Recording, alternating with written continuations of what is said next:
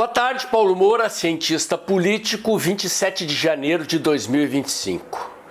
Confirmando aquilo que eu venho dizendo há vários vídeos aqui, especialmente depois da crise do Pix, saiu a primeira pesquisa dos grandes institutos que avaliam o desempenho do governo aos olhos da opinião pública e a aprovação de Lula desabou. Os números dessa pesquisa e a minha análise eu apresento logo depois da vinheta.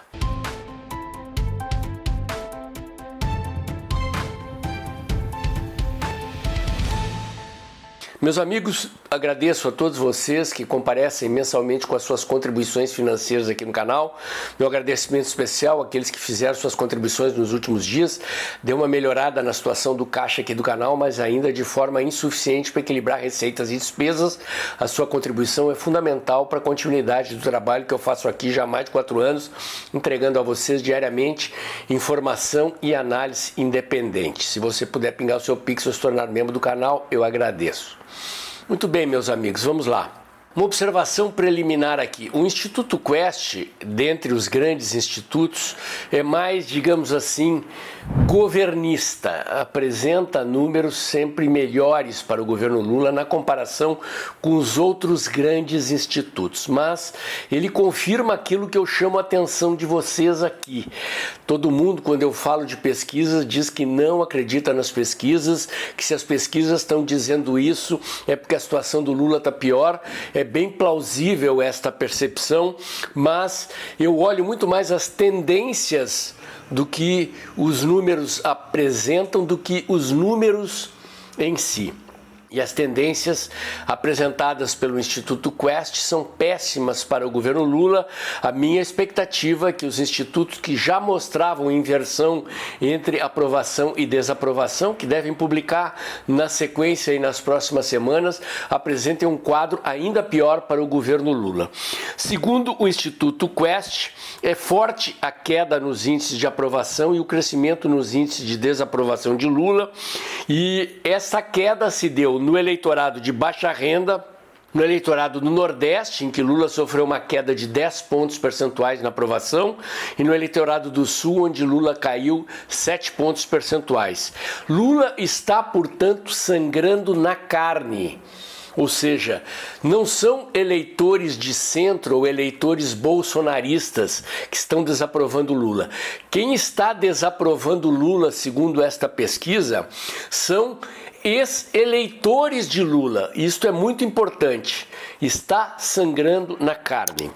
A aprovação de Lula, segundo o Instituto Quest, seria de 47% e a desaprovação de 49%. A aprovação ainda está muito alta? Está. Eu acredito que a desaprovação é maior do que isso, como eu disse. Aguardo que os próximos institutos a publicarem pesquisas mostrem números ainda piores. Mas o importante aqui na Quest é que é a primeira vez que esse instituto, cujo dono foi marqueteiro da Dilma, mostra desaprovação maior do que a aprovação. Mais um detalhe, a pesquisa tem como margem de erro 1 ponto percentual. E a distância entre aprovação e desaprovação é de 2 pontos percentuais. Portanto, caiu mesmo, o que já era esperado. O índice de ótimo e bom dessa pesquisa caiu de 34% para 28%. E o índice de ruim e péssimo subiu de 31% para 37%. Essa é aquela pesquisa em que a pergunta é não binária, ou seja, pergunta-se para o eleitor qual o índice de ótimo e bom, de regular e de ruim e péssimo. Metodologicamente, a gente despreza o regular e compara o ótimo e bom com o ruim e péssimo. E o tombo é muito significativo. Repito, o ótimo e bom caiu de 34% para 28%, o ruim e péssimo subiu de 31% para 37%. Trata-se do pior momento de Lula ao longo de todos os seus mandatos. Nem no auge do mensalão, lá atrás, em 2005, Lula tinha um índice de ruim e péssimo tão grande quanto este aqui. Relembro que, apesar disso, Lula terminou se reelegendo lá atrás. Não é uma pesquisa eleitoral. mas os indicadores que ela traz são muito importantes.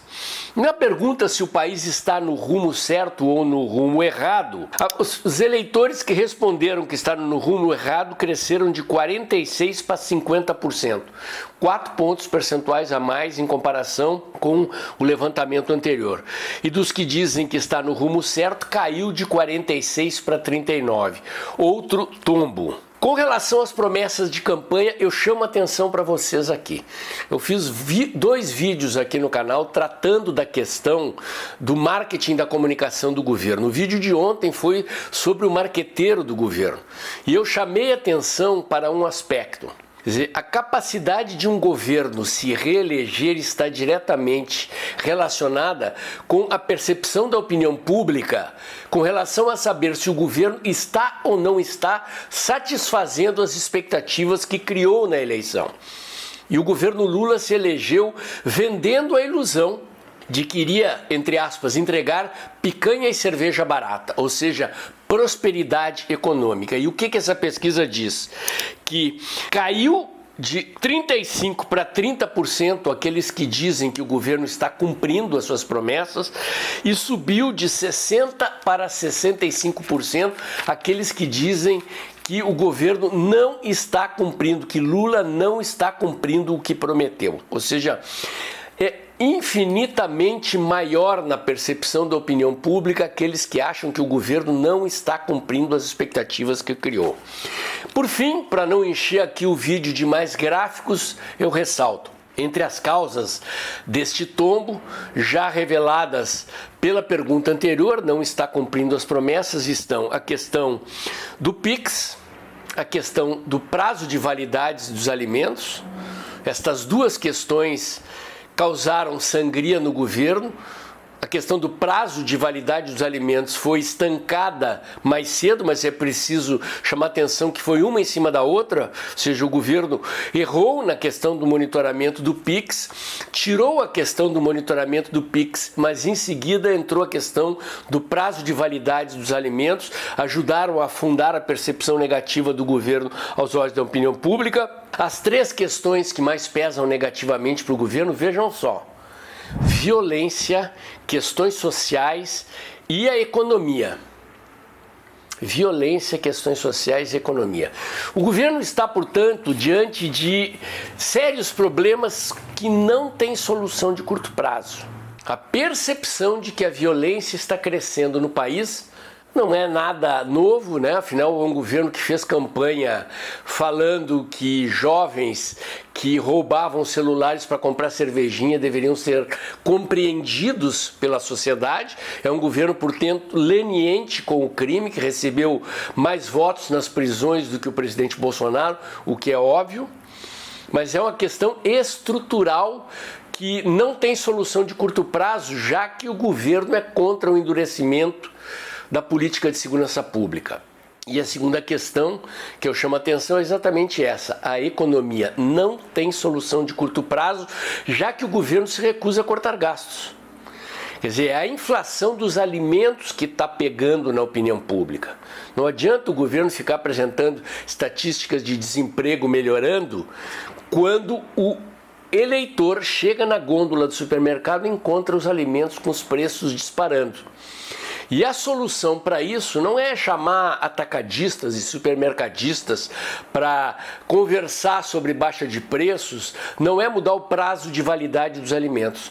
Para acabar com a inflação, o governo precisaria cortar gastos, coisa que o governo se recusa a fazer. E mesmo que fizesse a partir de agora, já passou da metade do governo, é uma medida com efeitos de longo prazo. Quer dizer, é preciso combinar a política de elevação de juros do Banco Central com uma política de redução de gastos do governo para provocar um desaquecimento da economia e a queda da inflação lá na frente. E o mercado está projetando mais inflação. Saíram hoje dados do Boletim Focus do Banco Central mostrando crescimento da inflação. As perspectivas para o ano que se inicia são de inflação acima do teto da meta ao longo dos próximos trimestres, ou seja, aquilo que causa a desaprovação do governo vai continuar causando desaprovação do governo à medida que o ano avança e nos aproximamos do ano eleitoral de 2026. O governo se meteu num brete e não há saída fácil e nem rápida para os problemas que esse governo criou para si mesmo. O meu comentário de hoje era esse. Se você gostou, curte, comenta e compartilha. Bota o dedãozinho lá, aperta o sininho para o YouTube avisar você quando tem vídeo novo no canal. Inscreva-se aqui no meu canal e nos canais alternativos no canal Dextra e nas outras mídias sociais. E lembre-se, mês de janeiro está terminando. A sua contribuição é fundamental para que este canal da direita continue no ar, entregando a vocês diariamente informação e análise independente comprometida com ideias e valores que nós compartilhamos. Infelizmente tem acontecido ao longo do ano de 2024, está se repetindo no início de 2025, as receitas do canal estão caindo abaixo das despesas e assim, gente, fica difícil manter essa pequena empresa aqui no ar. Se você puder, pingue seu Pix ou torne-se membro do canal. Agradeço também se você puder compartilhar esse vídeo, levando mais longe os conteúdos que eu entrego aqui diariamente. E amanhã tem mais.